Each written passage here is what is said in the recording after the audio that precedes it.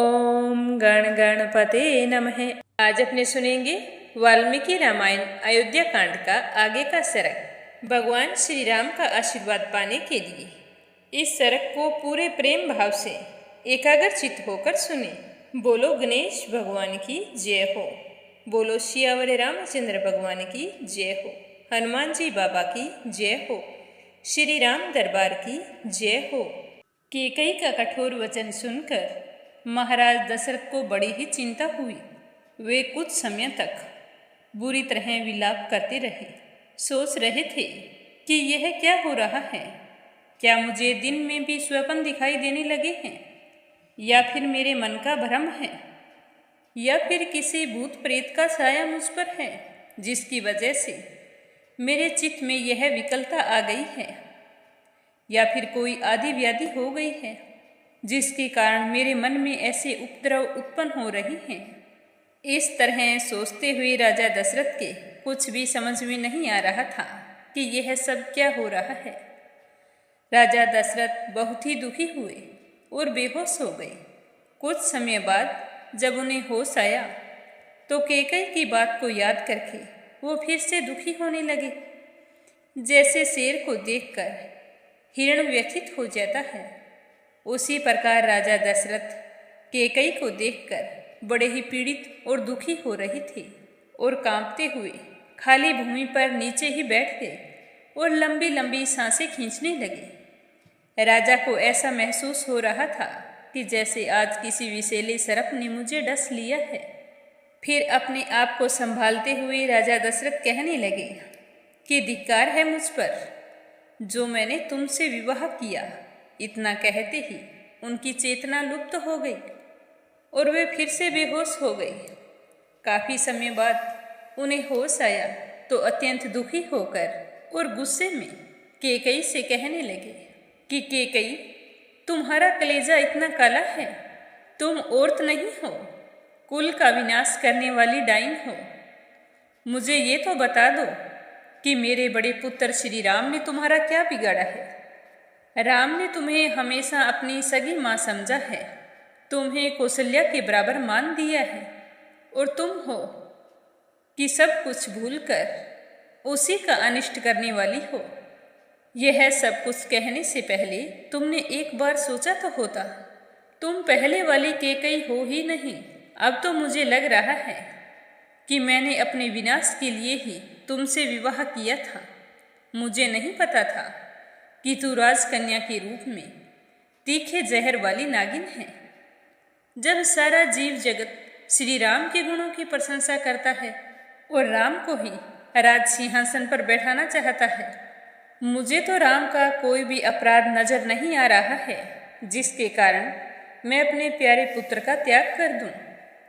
मैं कौशल्या और सुमित्रा को छोड़ सकता हूँ, राजलक्ष्मी का परित्याग कर सकता हूँ, परंतु अपने प्राणों से भी प्यारे पिता के भक्त श्री राम को नहीं छोड़ सकता। अपने बड़े पुत्र श्री राम को देखते ही मेरे हृदय में प्रेम उमड़ आता है। जब तक मैं अपने पुत्र को नहीं देखता हूँ तो मेरी तो याददाश्त खोने लगती है।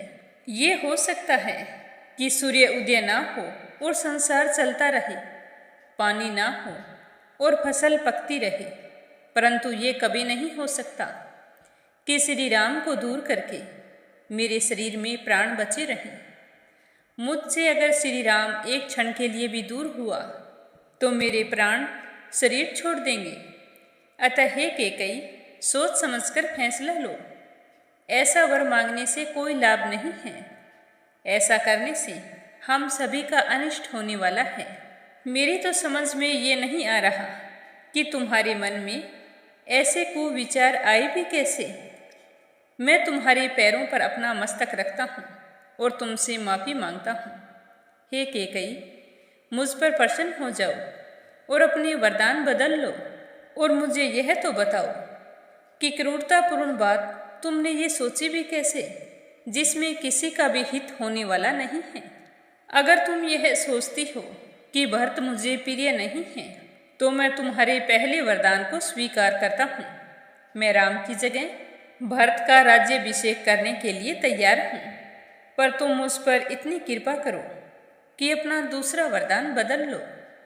तुम पहले कहा करती थी कि श्री राम तुम्हारे बड़े बेटे हैं, वे धर्म आचरण में भी सबसे बड़े हैं। परंतु अब मुझे पता चल चुका है कि तुम ये सब चिकनी चुपड़ी बातें श्री राम से अपनी सेवा करवाने के लिए करती थी। आज श्री राम के अभिषेक की बात सुनकर तू तो शोक से संतप्त हो उठी है। अगर तुम्हारा राम बड़ा बेटा होता तो तुम्हारे मन में ये कुविचार कभी भी नहीं आते। हे कैकेयी, आज तुमने मुझे बहुत दुख दिया है। इससे अच्छा होता कि उस समय युद्ध में तुम मेरी जान ही नहीं बचाती। इतना सब कुछ होने के बाद भी मुझे विश्वास नहीं हो रहा है कि तुम माँ होकर राम के बारे में ऐसा सोच सकती हो।